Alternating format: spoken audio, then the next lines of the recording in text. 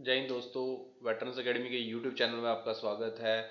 आज से हम टारगेट कर रहे हैं 2023 का HP TET teacher eligibility test, जिसकी फॉर्म जो है आपको 9 तारीख को फिल होना स्टार्ट हो गए हैं। उसकी पूरी इन्फॉर्मेशन के लिए मैं जो एक वीडियो है हमने डाली हुई है, उसका लिंक जो है मैं डिस्क्रिप्शन बॉक्स में डाल दूंगा। अभी जो हम स्टार्ट कर रहे हैं प्रीवियस ईयर क्वेश्चंस मैथ्स का पहला पार्ट लेके आया हूँ, जो कि 2022 में हुआ था आपका।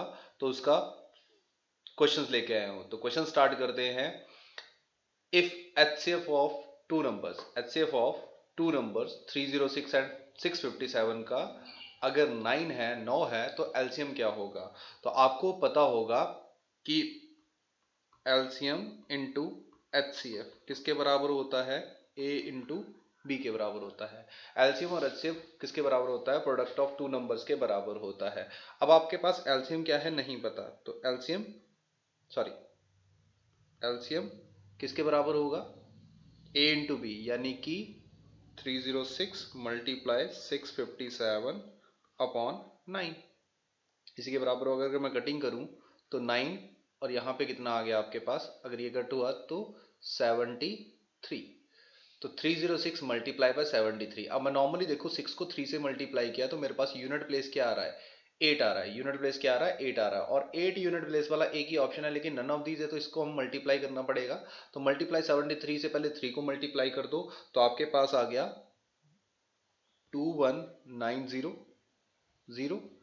3 से मल्टीप्लाई मतलब 300 से मल्टीप्लाई कर दिया, फिर 6 से मल्टीप्लाई कर दिया, तो आपके पास आ गया 434, 3 और 8। आपके पास क्या आ गया? 438। तो अगर मैं इसको ऐड करूं तो यहाँ पे 8 आया, यहाँ पे 3 आया, यहाँ पे 3 और यहाँ पे 2 एंड 2। तो आपके पास आंसर क्या बना? C option. क्या आंसर बना? C option. आंसर क्या बना आपके पास? C option. 2233 8। आंसर क्या बना आपके पास? C option. नेक्स्ट क्वेश्चन पे मूव करते हैं। होप सो आपको क्वेश्चन समझ आ गया होगा। अगर आपको ये सेशन अच्छा लगे तो आप मेरे सेशन को शेयर कर सकते हैं, लाइक सब्सक्राइब जरूर करें, और मेरी मोटिवेशन बनाने के लिए ज़्यादा से ज़्यादा कमेंट करें। कोई भी डाउट है, किसी भी क्वेश्चन में अगर कोई डाउट है तो आप अपना डाउट मुझे व्हाट्सअप कर सकते हैं। लास्ट में मैं अपना नंबर दे के जाऊँगा, वहाँ पर आप व्हाट्सअप कर सकते हैं। नेक्स्ट क्वेश्चन है। एक लोड ट्रक है जो कि 14 किलोमीटर 25 मिनट्स में कवर करता है। 14 किलोमीटर कितने मिनट में कवर करता है? 25 मिनट्स में। तो उसकी स्पीड अगर उसी तरह रहे तो 5 घंटों में कितना करेगा? अब मुझे एक बात बताओ कि 25 मिनट में कितना कवर हो रहा है? 14 किलोमीटर कवर हो रहा है। कितना कवर हो रहा है? 14 किलोमीटर। तो मुझे एक बात बताओ कि 1 मिनट में कितना कवर होगा? 1 मिनट में कितना कवर होगा? 14/25। तो 5 आवर यानी कि 300 मिनट। तो 300 मिनट में कितना कवर होगा? 300 मिनट में कितना कवर होगा? 14/25 मल्टीप्लाई बाय 300। अब 25 के टेबल में कटिंग हुई तो 25 वन सा 25, बचा कितना? 5 यानी कि 12। तो 14 इंटू 12 यानी कि 14 इंटू 12 आपके पास कितना आ गया? 168। तो आपका आंसर क्या रहेगा? 168 रहेगा। कितना आंसर रहेगा? 168, यानी कि ए ऑप्शन। यानी कि ए ऑप्शन। क्लियर है बात? समझ आया क्वेश्चन? 25 मिनट में 14 किलोमीटर कवर कर रहा है तो 1 मिनट में कितना कवर करेगा? तो अगर 25 मिनट में 14 किलोमीटर कवर कर रहा है तो 1 मिनट में 14/25। तो 5 आवर यानी कि आपके पास बनते हैं 300 मिनट बनते हैं। तो नेक्स्ट क्वेश्चन की तरफ मूव करता हूं। अब देखो ये कन्वर्जन दी हुई है। ये क्या दी हुई है आपको? कन्वर्जन दी हुई है कि 0.000005 को कन्वर्ट करना है। तो आपको पता है कि अगर आप डेसिमल एक्सपेंशन करते हैं तो 5 अपॉन कितने डिजिट हैं यहाँ पे? 1 1 2 3 4 5 6 और 7।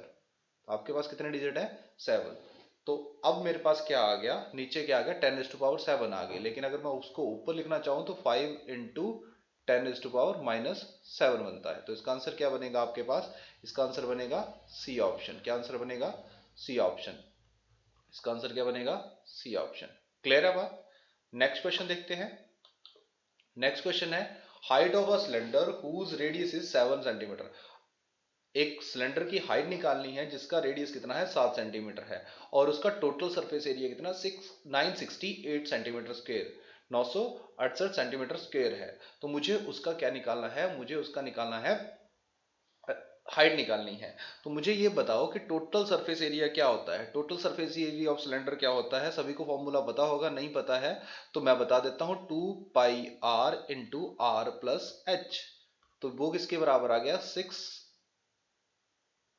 968 सेंटीमीटर स्क्वायर के बराबर। तो मुझे पता है कि 2 तो नॉर्मल कांस्टेंट है, पाई की वैल्यू कितनी होती है, 22/7 रहती है, और रेडियस आर की वैल्यू कितनी है यहाँ पे 7 है, इंटू 7 प्लस एच किसके बराबर आ गया, 968 के बराबर आ गया। तो देखो 7 से 7 कट गया, आपके पास कितना आ गया, 7 प्लस एच किसके बराबर आ गया, 968 मल्टीप्लाई बाय 1/44। अगर 2 के टेबल में कटिंग करो तो यहाँ पे 22 आया, और यहाँ पे कितना आ गया, 4, 8 और 4, और 22 के टेबल में देखो 22 का डबल होता है 44, और 4 बचा तो फिर 44 यानी कि 22। तो h आपके पास आ गया 22 माइनस 7 यानी कि 15 सेंटीमीटर। तो 15 सेंटीमीटर कौन सा ऑप्शन है, 15 सेंटीमीटर आपका ए ऑप्शन है, सॉरी 15 सेंटीमीटर आपका क्या है, ए ऑप्शन है। तो हमारा आंसर क्या रहेगा, ए ऑप्शन। हमारा आंसर क्या रहेगा, ए ऑप्शन। बात क्लियर है, ए ऑप्शन 15 सेंटीमीटर। तो हम नेक्स्ट क्वेश्चन की तरफ मूव करते हैं। होप सो आपको क्वेश्चन समझ आ रहा होगा। अगर आपको क्वेश्चन समझ आ रहे हैं और अच्छा सेशन लग रहा है तो आप प्लीज करके ज्यादा से ज्यादा लोगों में शेयर करें। अब देखो, how many faces does us hemisphere have.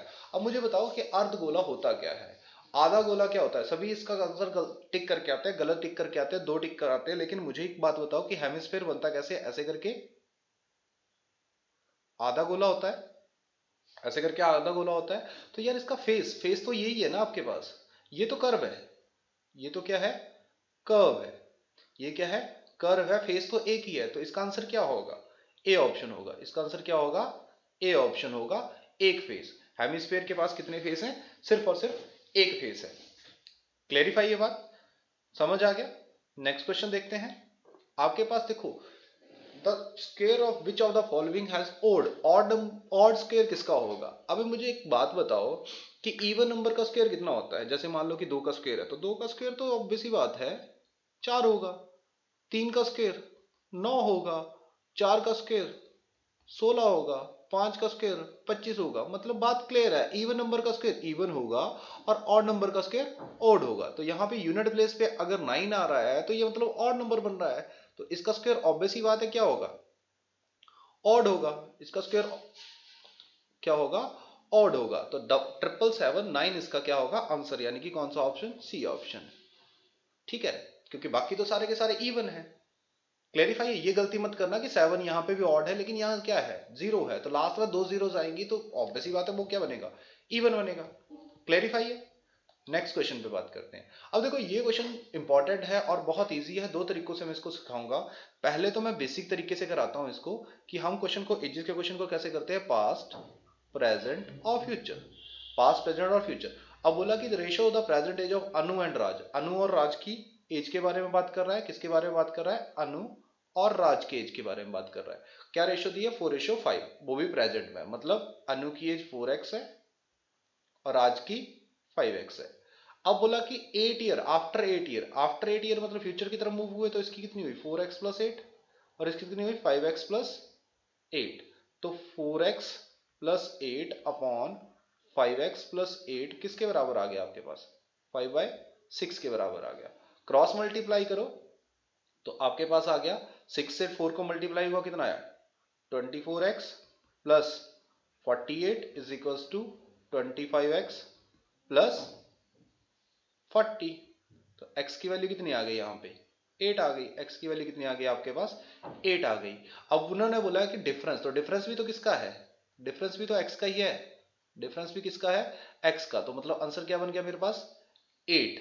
Answer क्या बन गया, 8। अगर मैं इसी को दूसरे तरीके से करूं तो मेरे पास रेशियो क्या दी है, मेरे पास रेशियो क्या गिवन है, मेरे पास रेशियो गिवन है,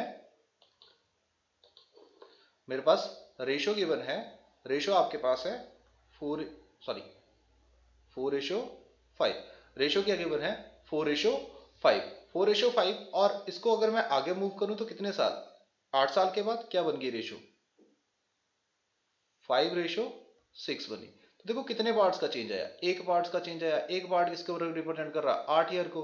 तो यहाँ पे कितने का गैप है, एक पार्ट का, वो भी किसको रिप्रेजेंट करेगा, 8 ईयर को। तो मतलब दोनों के बीच में डिफरेंस कितना आ जाएगा, 8 ईयर का। बात क्लियर है। नेक्स्ट क्वेश्चन की तरफ मूव करते हैं।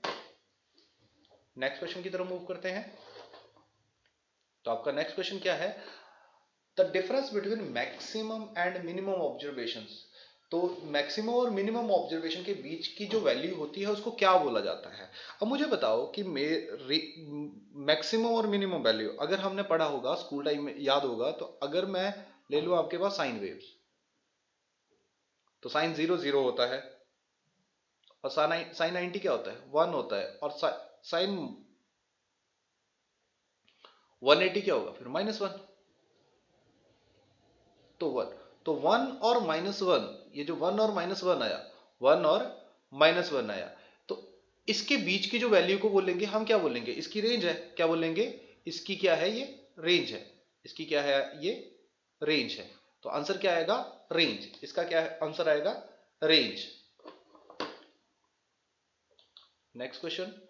अब देखो ये प्रोबेबिलिटी का क्वेश्चन है। A card is drawn at a random from a pack of 52 cards. 52 card की गड्डी में से एक कार्ड निकालना है, और कौन सा निकालना है, एस निकालना है, इक्का निकालना है। अब सबको पता है कि कितने इक्के होते हैं, एस कितने होते हैं, 4 होते हैं, और निकालना कितने में से, 52 में से है। तो प्रोबेबिलिटी कितनी आएगी, 1/13 आएगी। कितनी आएगी, 1/13 आएगी। लेकिन प्रायिकता ना होने की, तो probability of A is A not, A के ना होने की प्रोबेबिलिटी कितनी होती है, 1 माइनस प्रोबेबिलिटी ऑफ ए। ये तो पढ़ा ही होगा स्कूल टाइम में, ठीक है। तो मतलब टोटल प्रोबेबिलिटी, मैक्सिमम प्रोबेबिलिटी कितनी होती है, 1 होती है। तो अगर होने की प्रोबेबिलिटी अगर 1/13 है, तो ना होने की कितनी होगी, 1 माइनस 1/13 होगी। 1 माइनस 1/13 होगी, मतलब 12/13। तो मेरा आंसर क्या बनेगा, 12/13 बनेगा। बात क्लियर है। नेक्स्ट क्वेश्चन, लास्ट क्वेश्चन आज के सेशन का, टाइम एंड वर्क का क्वेश्चन है कि 15 लोग किसी काम को अगर 48 आवर्स में करते हैं, तो मुझे बताओ कि कितने लोग इस काम को 30 घंटे में खत्म करेंगे। तो ये आपका चेन रूल का क्वेश्चन है, और इसका फॉर्मूला होता है m1d1 is equals to m2d2, क्योंकि वर्क तो कांस्टेंट है। तो मेल कितने हैं, पहले कितने पर्सन है, नंबर ऑफ पर्सन 15 है, मल्टीप्लाई बाय 48, और किसके बराबर हुआ, दूसरे में आपको पर्सन निकालने हैं, और डेज आपके पास दिए हैं, मतलब डेज के साथ जगह क्या दिया है, टाइम दिया है। कितना दिया है, 48। कितना दिया है, सॉरी 48 नहीं दिया है, यहाँ पे टाइम दिया है 30 आवर्स। कितने आवर्स दिए हैं, 30 आवर्स। तो 30 आवर में मुझे काम खत्म करना है। तो 30 आवर्स में काम करने के लिए हम क्या करेंगे, यहाँ पे क्या लिखेंगे, एक्स के आगे क्या लिखेंगे, 30। अब कटिंग कर लो, 15 से यहाँ पे 2 पे कटिंग हुई, और 2 से यहाँ पे कितना हुआ, 24। तो मतलब x कितना आ गया मेरे पास, 24। x कितना आ गया, 24। तो मतलब 30 घंटों में काम करने के लिए मुझे कितने लोग चाहिए, 24 लोग चाहिए। 30 घंटे में काम करने के लिए मुझे 24 लोग चाहिए। तो आगे मैं बताता हूं आपको, हम एक बैच स्टार्ट कर रहे हैं जो कि आपका 11 मई से स्टार्ट होना है, जिसके ऑफलाइन चार्जेस रहेंगे 5,000, 4,999 रहेंगे। इसके साथ हम ये सारी चीजें जो आपको सामने दिख रही हैं, सारी की सारी चीजें आपको साथ में मिलेंगी। अगर आप ऑनलाइन ही चाहते हो कि ऑनलाइन आपको रिकॉर्डेड बैच मिलेगा, तो वो 999 में मिल जाएगा। अगर आपको नोट्स ही चाहिए तो वो भी आपको 999 में मिल जाएंगे।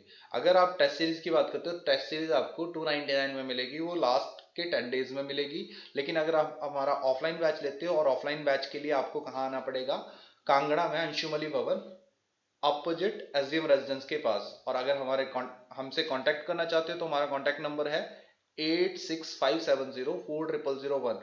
आप व्हाट्सएप कर सकते हो, टेक्स्ट कर सकते हो, कॉल कर सकते हो, आपको पूरी इंफॉर्मेशन दी जाएगी। धन्यवाद। और अगर आपको सेशन अच्छा लगा हो तो प्लीज लाइक, शेयर और कमेंट जरूर करें, और हमारे ऑनलाइन सोशल मीडिया के प्लेटफॉर्म फेसबुक, इंस्टाग्राम, टेलीग्राम के चैनल को सब्सक्राइब कर लें। इसकी पीडीएफ भी मैं आपको टेलीग्राम पे दे दूंगा। धन्यवाद। जय हिंद।